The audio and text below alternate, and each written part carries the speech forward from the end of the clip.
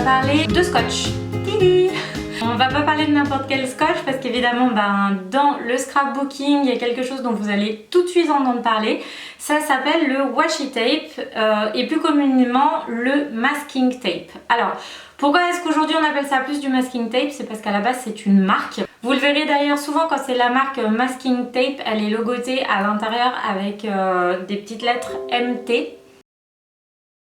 Et cette marque étant tellement reconnue, maintenant on appelle ça du masking tape. C'est assez rare qu'on dise washi tape, mais au moins voilà, vous connaissez la nuance.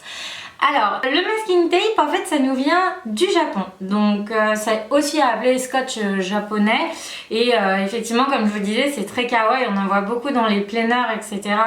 Au Japon. Et c'est vrai que de toute façon, si vous faites du scrap ou que vous êtes un petit peu une planner girl, vous allez rapidement vous servir de masking tape. Comment bien choisir son masking tape? Déjà, la première chose, c'est que effectivement, avoir un masking tape un peu quali, c'est bien parce que l'intérêt de ces scotch, c'est qu'en fait, vous les déroulez et une fois déroulés, et bien forcément vous les découpez, vous les collez, mais l'avantage en fait, c'est que vous pouvez les décoller et ils sont repositionnables. Donc franchement, vous pouvez les utiliser assez régulièrement. Bon, au bout d'un moment, ça colle plus, hein, donc forcément, c'est pas non plus utilisable à l'infini, mais c'est vraiment l'avantage de ces petits scotch. Alors, ils ont la particularité soit effectivement d'être unis, ou alors, et moi c'est comme ça que je le travaille et que j'aime le travailler, vous en avez en fait avec beaucoup d'illustrations, de design et de petits dessins.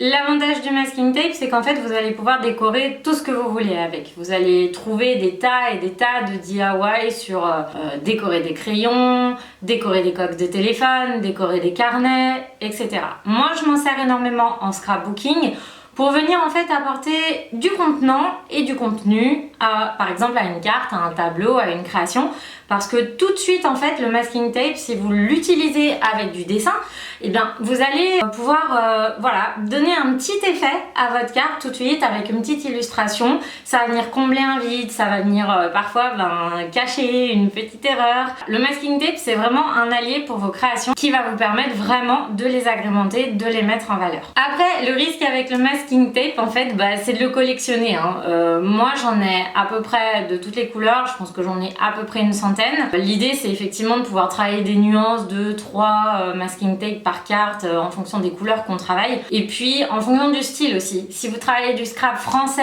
forcément vous allez plus aller voilà, sur des choses très minimalistes, très douces comme on fait aujourd'hui en France. Et si vous travaillez du scrap américain, vous aurez un petit peu plus envie de choses un petit peu plus chargées, etc. Puis alors si vous partez sur du vintage, du steampunk, alors là vous en avez pour tous les goûts et vous allez plus vous retrouver avec ce genre de choses.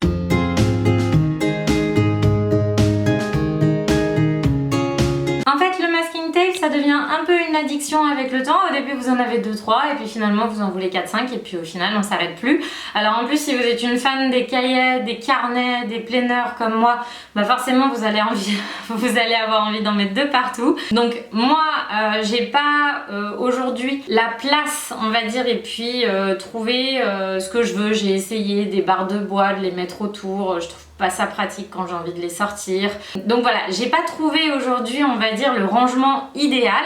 Donc tout simplement, eh bien je les range dans une boîte. Donc voilà, alors hop, ils sont tous là, plus tous ceux là que j'ai étalés sur la table. J'avoue, là-dessus, je suis un petit peu désordonnée. Et quand j'ai envie de les utiliser, en fait, je vide ma boîte et puis voilà, je me fais plaisir, je regarde tout ce dont j'ai besoin en fonction de mes couleurs. Alors, le masking tape en termes de prix, qu'est-ce que ça donne? Généralement, si vous voulez quand même du masking tape un peu quali, il faut tout de suite tabler à peu près entre 3,90 le rouleau et jusqu'à peu près 5-6 € en fonction de ce que vous achetez comme marque. Après, évidemment, si vous commencez à acheter sur Amazon, AliExpress, etc., oui, vous allez avoir des lots de 40, peut-être pour 15 €.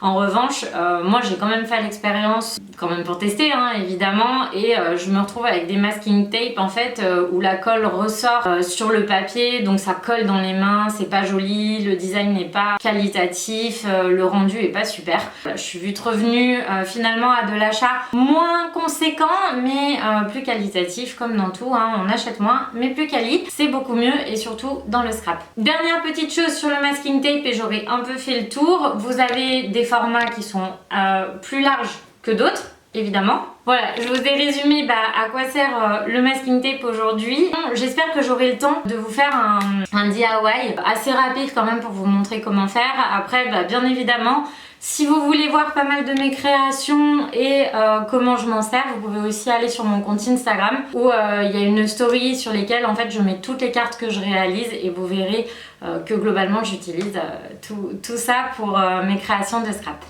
Voilà, j'espère que ça vous a plu comme petite vidéo, c'est assez succinct.